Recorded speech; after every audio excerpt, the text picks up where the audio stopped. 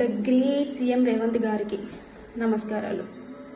అన్న, నువ్వు ఎప్పుడైతే పదవిలోకి వచ్చినావో అప్పటి నుంచి మేము లైన్లో నిలబడుతూనే ఉన్నాం. ఇప్పటి వరకు లైన్లో నిలబడుతూనే ఉన్నాం. చిన్నప్పుడు స్కూల్లో లంచ్ బెల్ మోగితే అన్నం కోసం లైన్లో నిలబడేది. ఇప్పుడు ప్రతిదానికి లైన్లో నిలబడుతున్నాం. బస్సు నుంచి పెట్రోల్ వరకు ప్రతిదీ వెయిట్ చేయాల్సి వస్తుంది. బస్సు స్కీమ్ పెట్టినావు, దానికోసం బస్సు ఎప్పుడు వస్తుంది, అసలు బస్సులే ఉండవు. నిజానికి అసలు బస్సులు ఉండవు.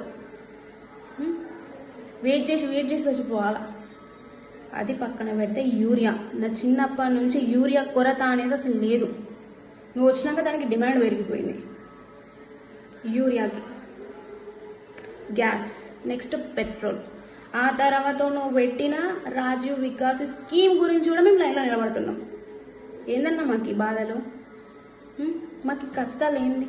జర మమ్మల్ని అర్థం చేసుకొని, మా బాధల్ని అర్థం చేసుకొని, నువ్వేమో చేయాల్సిన పని లేదు. నువ్వు దిగితే సరిపోతుంది. జర అర్థం చేసుకోన్నా. జర నీకు బాంచనైతేనే నీకు పుణ్యం ఉంటుంది. జర దిగవే. భయమవుతుంది ఫ్యూచర్ గురించి. ఇంకా దేని గురించి మేము వెయిట్ చేయాల్సి వస్తుందో అని భయమవుతుంది. ఎక్కడ మా ఇళ్ళ మీద పడతావో అని భయమవుతుంది. ఇప్పటికి చాలా మంది రోడ్డు మీద పడ్డారు.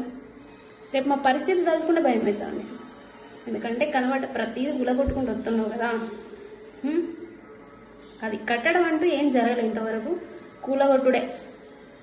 కాబట్టి నువ్వు జర మా గురించి ఆలోచించి నువ్వు తప్పుకో. నీకు దండం పెడతాం ప్లీజ్ అన్నా.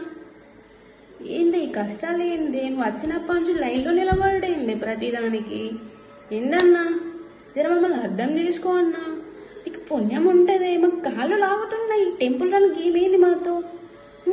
ఎందుకు ఆడిస్తున్నావు మమ్మల్ని? ఈ టెంపుల్ రన్ గేమ్ మాతో ఆడించకు. మేము ఆడలేకపోతున్నాం, మేము అలసిపోయినాం. సరే ప్లీజ్ తప్పుకో అన్నా. నువ్వు తప్పకుండా సరిపోతుంది. అర్థం చేసుకో అన్నా ప్లీజ్.